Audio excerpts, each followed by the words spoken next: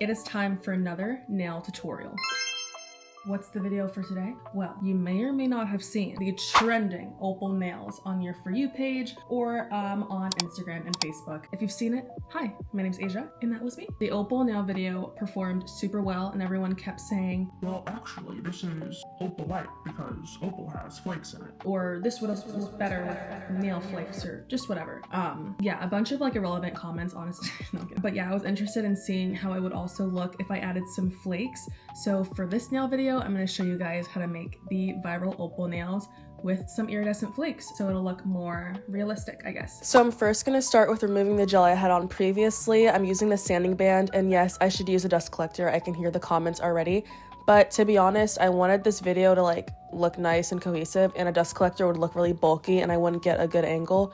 So I just didn't use one for today. I just put on a mask. And I applied these Gel-X nails probably like a week and a half ago, so I'm just kind of shaping it more into an almond shape. I think these are the medium round tips, so I just want them more pointed. And since these nails are a little bit grown out, I'm gonna do some cuticle prep to kind of fill the gap with builder gel. So for prep, I'm just gonna start by pushing back my cuticles, and I use a sharp cuticle clipper and just get rid of the dry, flaky skin. Again, I did these nails 2 weeks ago, so I don't really have a lot to clip off. But yeah, if you're gonna clip your cuticles at home, the best tip I can recommend is to get really sharp cuticle clippers. I like to replace mine every few months because I don't have like a metal sharpener or anything like that. And if you use dull cuticle clippers, you're more likely to nick yourself because since it's dull, it's gonna kind of tug on your skin, and you don't want that. You just want it to come off in one clean piece. And also, the step should not hurt at all since you're only removing the dead, dry, flaky skin. But yeah, on all my Gel-X videos, I get a lot of comments and questions about how my cuticles look so clean, and that's just how I do them. Now I'm gonna replace the 120 sanding band with a 240 sanding band, and whenever you're dealing with different grits and sanding bands, the lower the number, the more abrasive it is, and the higher the number, the smoother it is. And you always want to use a smooth sanding band on your natural nail plate so you don't dig in and create rings of fire on your nail. Next, I'm gonna use some rubbing alcohol as a dehydrator. I love having it in this little pump bottle. It's so easy whenever you're doing nails to just have it on the side, and I always use a lint-free wipe. This step sanitizes the nail and gets rid of all the dust on the nail plate, and also dries it out so any product you put on top of it can grip onto it a lot better. So now we're gonna go into how to do a little builder gel fill on your grown out Gel-X nails. So when doing any builder gel manicure, whether it be a builder gel fill or just builder gel on your natural nails, you first want to do a slip layer, which is the thin uncured layer of builder gel, and then you just want to get a big glob of the gel. And for this one, I'm just placing it on the actual cuticle. I'm not going to flow it to the entire nail because the entire nail does not need all of that builder gel. I just want to kind of bridge the gap of where my nail grew out,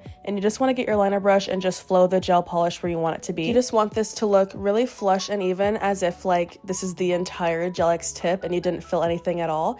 And when I apply my builder gel, I like to flash it for like 5 seconds in between just so it doesn't move around, and then when I do the entire nail, I cure the hand for like 1 minute, maybe 1.5 minutes, depending on your builder gel. Okay, so now that we know how to do a Gel-X fill, let's get into the Opal nail design. When doing these Opal nails, if you want to recreate the same ones I did, the absolute non-negotiable when it comes to this is getting a clear cat eye polish that is silky and not glittery at all. You want to look for a cat eye that has a smooth, glassy effect and not a grainy effect. So apply the cat eye, do not cure, and then get out your favorite cat eye magnet. I always use this circular one, and you want to magnetize both sides to get that full cover effect. And then wave the magnet in a circular motion to pull all the glitter particles to the center. This is what I call that spotlight effect, where you can only see the glow coming through kind of in one area, and that's why it's also important for this nail design to use a clear cat eye polish that you can see the clear nail tip through. The key to Opal nails is having the nail be translucent, kind of like the stone. And then I cure this, I flash cure it for like 5 seconds, and then I move on to the next nail. So I'm going to show this again in real time. You want to apply your clear, silky cat eye gel polish, and do not cure this polish. Then get out your magnet of choice. For me, it's always a circular one, and magnetize one side, flip it over, magnetize the other side to get that full cover effect, and then flip it over to the front again, and then just wave it in a circular motion to get that spotlight effect. Also, a lot of people commented on the other video saying their cat eye doesn't cat eye like this. And something important to note is that not all cat eye polishes work the same or are manipulated the same. For instance, that's why I told you guys not to use a glittery cat eye polish, because glittery cat eye polishes are harder to move with a magnet. The chunkier the glitter, the harder it is for it to get pulled to the surface. That's why I like using this one, to where it's like you can't even see the glitter particles. It just looks like one like cohesive, smooth shine. And the magnet you use also makes a difference. For instance, I like using the circular one because it's so easy to pull it like in a circle into that spotlight effect. And I really don't see how you could do that with a rectangular magnet because it's just not even that shape. But as always, if something works for you and you like doing it, then keep doing it, because some people don't like doing aura nails using eyeshadow, but I love that method. So if something works, then just stick to it. But yeah, the last time I made this Opal nail tutorial, you guys completely sold out this clear cat eye. And honestly, for good reason, because I use this for every cat eye design. So after this video, I'm probably gonna buy another one just in case that happens again. So to reiterate, if you're following along at home, the first step is to apply your clear cat eye base, make the cat eye go into a spotlight effect, and then cure your nails for like 1 minute. And make sure the cat eye you're using is smooth and silky and clear and has no color in the background. That was step 1. Now on to step 2. You want to get out some iridescent nail flakes, and pretty much every gel polish leaves a little bit of a tacky layer after it's cured, so I did not do anything after this. I just literally applied the nail flakes onto the nail. And I love this kit because it has a lot of different shades of the Aurora specs, so you can kind of mix it up and maybe even make it one color if you want it to. I've seen some people also use some holographic nail foils to make this kind of Aurora color shifting look. I don't have any nail foils like that, but when working with nail foils, you want to apply foil glue, and the one that I have says to cure for like 60 seconds, so just cure it however the bottle says to, and then just apply the foil on top, press it down and take it off. Then you're going to leave the impression of that Aurora spec look. So now step 2 is all complete. Moving on to step 3, which is the chrome. And for chrome, you need to use a non-wipe top coat. Non-wipe just means that whenever you cure it, it leaves no tacky layer on top.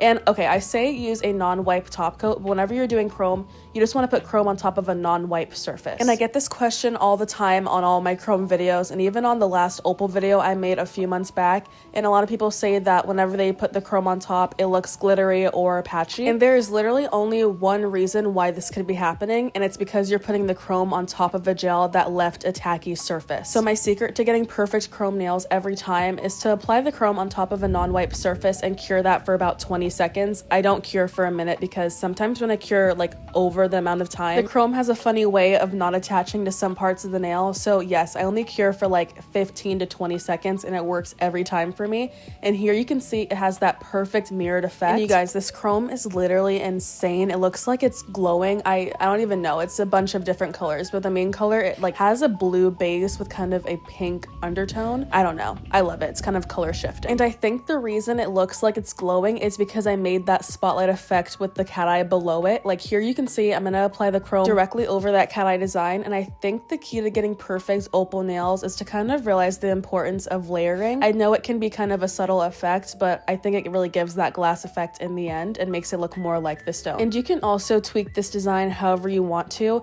For instance, in the first Opal tutorial, I used like a milky pink jelly base, but I didn't want to do that for this one because I wanted it to have more of that real effect where you can see some translucence through it. And I feel like that definitely came across in this look. Like I love how you can still see my natural nails through the entire design. You can leave it here how it is, but I kind of wanted to channel like that realistic Opal look. And the cool thing is you can see the Aurora flakes below the nail, but the chrome did kind of change the color of it, so I'm going to put more on top. But this time I am going to have to put a gel layer down so the specs can have something to grip onto. So I'm going to use this gel base coat. And the purpose of gel base coat is that it leaves this like crazy tacky layer. Like you put down a gel base coat if you want the gel on top to grip better to it. So it's going to be perfect for the specs, and I cure for 1 minute. Now step 4 and the final step, which is also optional, is to add more specs on top.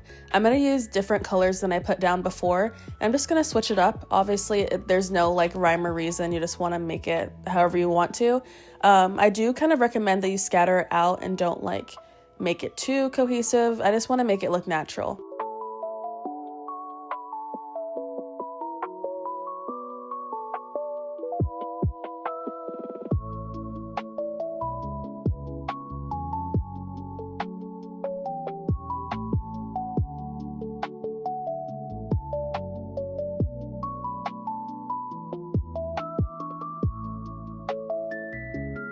Okay, you have now reached the end of the tutorial where the last step is to apply the top coat. So to summarize, if you want to do these Opal nails at home the exact same way that I did, you first want to apply a silky clear cat eye gel polish, make it go into that orb effect. Then step 2, apply your iridescent nail flakes. Then step 3, apply your Aurora color shifting chrome on top. And then step 4, apply more iridescent flakes.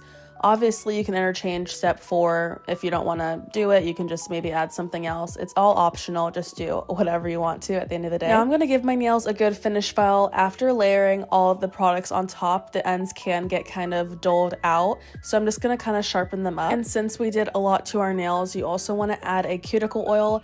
It just helps bring some nourishment back to your nails, and it also helps your nails look a little bit better and not so dry. And that really is all there is to it. I feel like this is a super beginner friendly nail tutorial. Even if you don't know how to do chrome or cat eye, I feel like I showed it in a way that hopefully resonates with a lot of you guys at home.